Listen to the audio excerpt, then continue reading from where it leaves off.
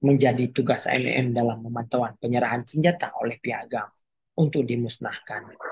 Tahap pertama penyerahan senjata dibagikan dalam 3 hari, yaitu tanggal 15 sampai 17 September 2005 di 3 tempat yang berbeda, yaitu Aceh Besar, Biren, dan Pidi. Pada tahap awal, GAM diharapkan menyerahkan 210 pucuk senjata. Pada tahap kedua, Oktober 2005, dengan jumlah 233 pucuk senjata yang dianggap sah. Tahap ketiga diserahkan pada November 2005 dengan jumlah 222 pucuk senjata yang dianggap sah. Tahapan terakhir dilakukan pada Desember 2005 dengan jumlah 242 pucuk yang dianggap sah. Dengan demikian, GAM telah menyerahkan senjata sejumlah 840 pucuk senjata sesuai dengan yang disepakati dalam MOU Helsinki.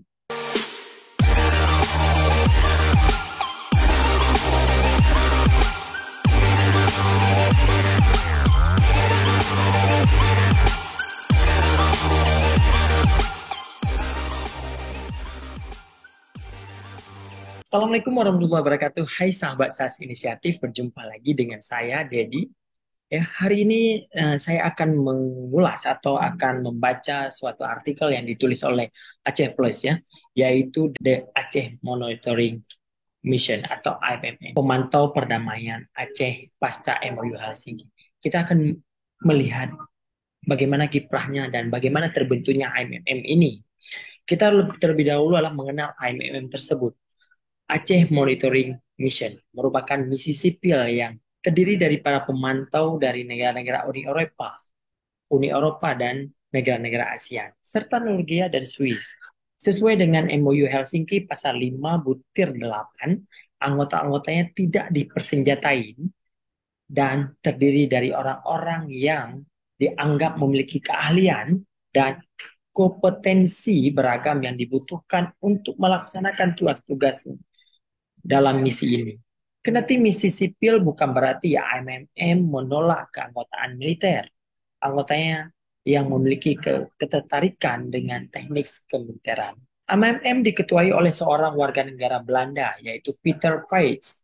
Anggota IMM terdiri dari 220 orang, 120 orang dari Eropa dan sisanya dari negara-negara Asia. Brunei Darussalam, Malaysia, Filipina, Singapura, Thailand, dan juga beberapa negara lain. Jumlah total staf AMM adalah 231 orang. Komposisi struktural pimpinan seperti pimpinan di lembaga-lembaga lain ya.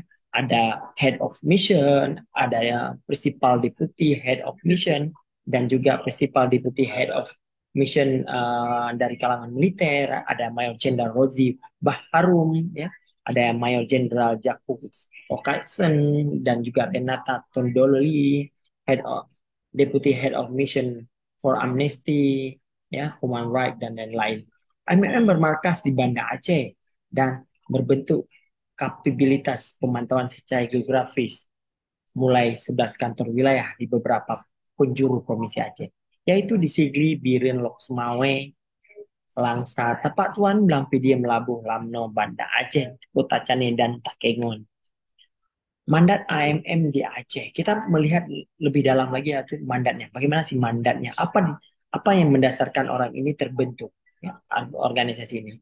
AMM memiliki mandat yang tercantum dalam MOU Helsinki pasal 5.2, yaitu untuk memantau mobilisasi GAM dan documentation persenjataannya, kemudian dipantau relokasi tentara dan polisi non-organik.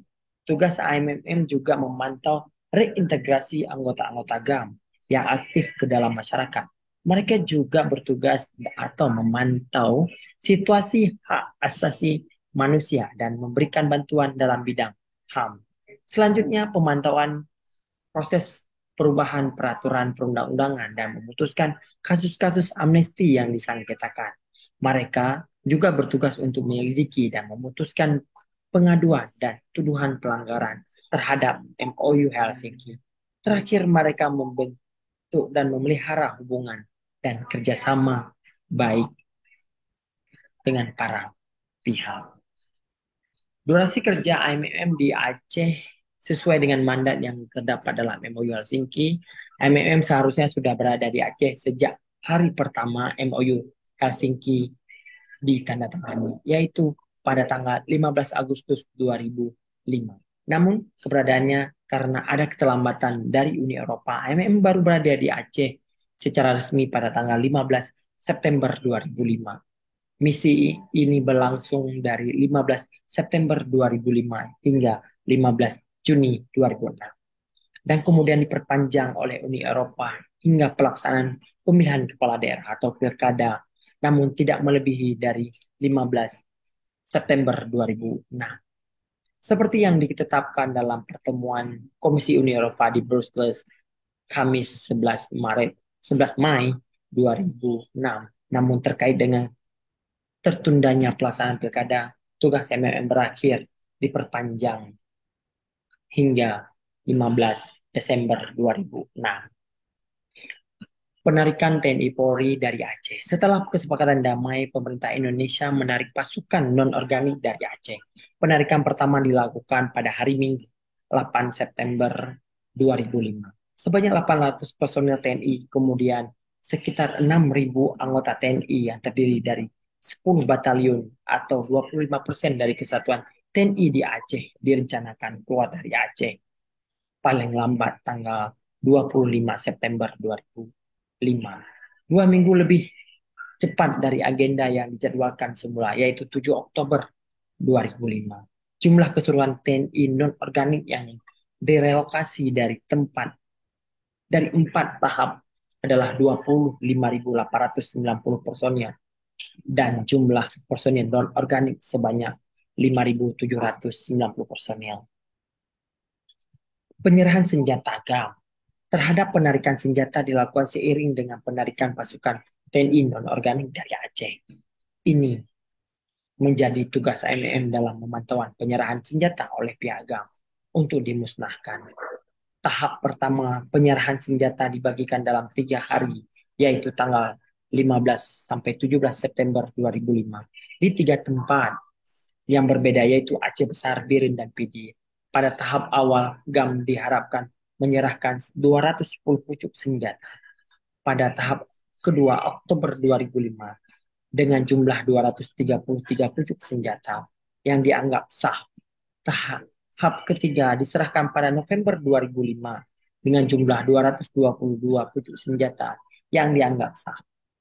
Tahapan terakhir dilakukan pada Desember 2005 dengan jumlah 242 pucuk yang dianggap sah. Dengan demikian, GAM telah menyerahkan senjata sejumlah 840 pucuk senjata sesuai dengan yang disepakati dalam MOU Helsinki. Demikianlah sekuil berita atau sekuil interaksi atau sekuil daripada berita yang dipubliskan atau informasi yang dipubliskan oleh Aceh Plus. Semua artikel yang saya baca tadi dimuat oleh Aceh Plus di Instagramnya, yaitu The Aceh Monitoring Mission AMM, pemantau perdamaian Aceh pasca MOU Helsinki. Demikianlah sekuil berita yang dapat atau sekuil artikel yang dapat saya baca di hari ini. Mungkin kedepannya akan ada berita-berita yang lain yang akan saya kupas tentang sejarah Aceh. Demikian saya tutup. Wabillahi taufiq wal hidayah. Assalamualaikum warahmatullahi wabarakatuh.